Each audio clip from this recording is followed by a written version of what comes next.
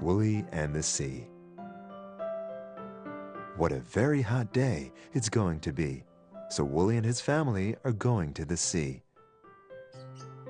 Riding in the car, the sun shining bright, and at the beach the family arrives. Daddy took out an umbrella for shade while Mommy prepared the food she had made. Woolly stood alone and looked at the sea. He looked far away, as far as can be. And a wondrous thought captured Woolly's bright mind. Where does this wonderful sea end, he must find? Where do the waves come from, and where do they go? And from where do the salty waters flow?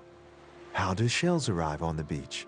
Where do seagulls come from, and why do they screech? And where does the yellow sun go at the end of the day? Where does it hide? To where does it drift away? Even when Woolly looked as hard as he could, he saw nothing unusual, though he thought that he should.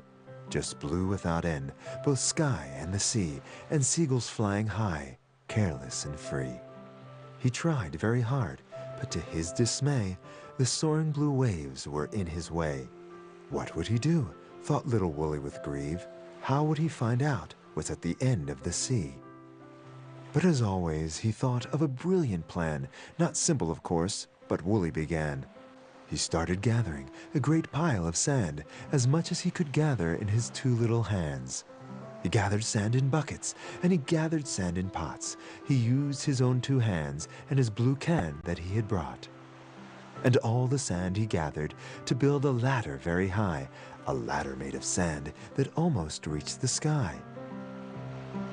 And when the work was completed, as he had planned, Woolly climbed up the ladder he built out of sand. He climbed and climbed for quite a while. Why, Woolly must have climbed quite nearly a mile. And from the white fluffy cloud way up high, to find the end of the sea he did try. But even then, when he looked as hard as he could, he did not see what he thought that he should. The end of the sea he just couldn't find, only endless blue waters and nothing else behind. And Woolly thought to himself, maybe the sea has no end.